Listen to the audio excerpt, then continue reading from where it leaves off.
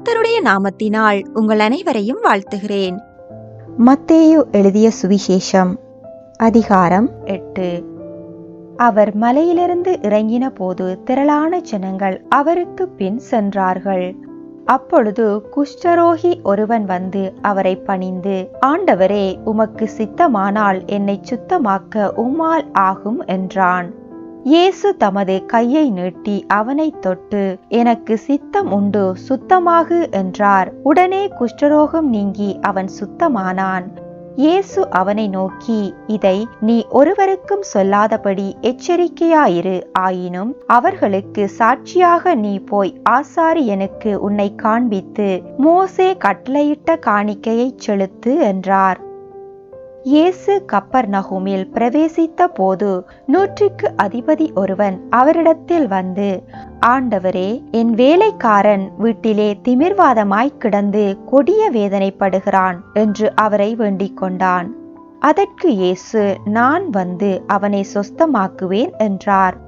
100க்கு அதிபதி பிரதியுத்தரமாக, ஆண்டவரே, நீர் என் வீட்டுக்குள் பிரவேசிக்க நான் பாத்திரன் அல்ல. ஒரு வார்த்தை மாத்திரம் சொல்லும், அப்பொழுது என் வேலைக்காரன் சொஸ்தமாவான். நான் அதிகாரத்திற்கு கீழ்ப்பட்டவனாய் இருந்தும் எனக்கு கீழ்ப்பட்டிருக்கிற சேவகரும் உண்டு. நான் ஒருவனை போவென்றால் போகிறான், மற்றொருவனை வா என்றால் வருகிறான், என் வேலைக்காரனை இதை செய் என்றால் செய்கிறான் என்றான். இயேசு இதை கேட்டு ஆச்சரியப்பட்டு தமக்கு பின் செல்கிறவர்களை நோக்கி, இஸ்ரவேலர்களுக்குள்ளும் நான் இப்படிப்பட்ட விசுவாசத்தை காணவில்லை என்று மெய்யாகவே உங்களுக்கு சொல்லுகிறேன். அநேகர் கிழக்கிலும் மேற்கிலும் இருந்து வந்து பரலோக ராஜ்யத்தில் ஆபிரகாம், ஈசாக்கு, யாக்கோபு என்பவர்களோடே பந்தியிருப்பார்கள். ராஜ்யத்தின் புத்திரரோ புறம்பான இருளிலே தள்ளப்படுவார்கள். அங்கே அழுகையும் பற்கடிப்பும் உண்டாயிருக்கும் என்று உங்களுக்கு சொல்லுகிறேன் என்றார். பின்பு இயேசு 100க்கு அதிபதியை நோக்கி, நீ போகலாம், நீ விசுவாசித்தபடியே உனக்கு ஆக கடவது என்றார். அந்த நாளிகையிலே அவன் வேலைக்காரன் சுஸ்தமானான். இயேசு பேதுருவின் வீட்டிலே வந்து அவன் மாமி ஜுரமாய் கிடக்கிறதை கண்டார். அவர் அவள் கையை தொட்டவுடனே ஜுரம் அவளை விட்டு நீங்கிற்று. அவள் எழுந்திருந்து அவர்களுக்கு பணிவிடை செய்தாள். அஸ்தமனமான போது பிசாசு பிடித்திருக்கிற அநேகரை அவரிடத்தில் கொண்டு வந்தார்கள்.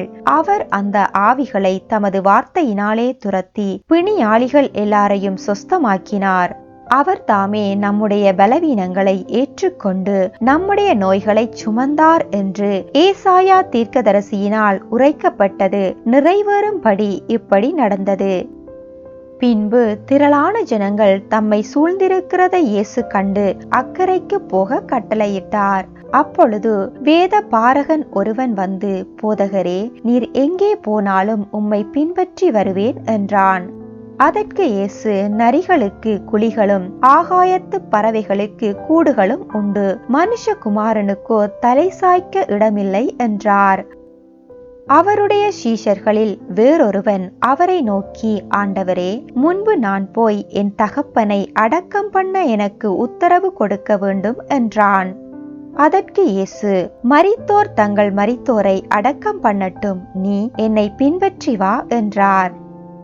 அவர் படவில் ஏறின போது அவருடைய சீஷர்கள் அவருக்கு பின் ஏறினார்கள். அப்பொழுது படவு அலைகளினால் மூடப்படத்தக்கதாய் கடலில் பெருங்காற்று உண்டாயிற்று. அவரோ நித்திரையாய் இருந்தார்.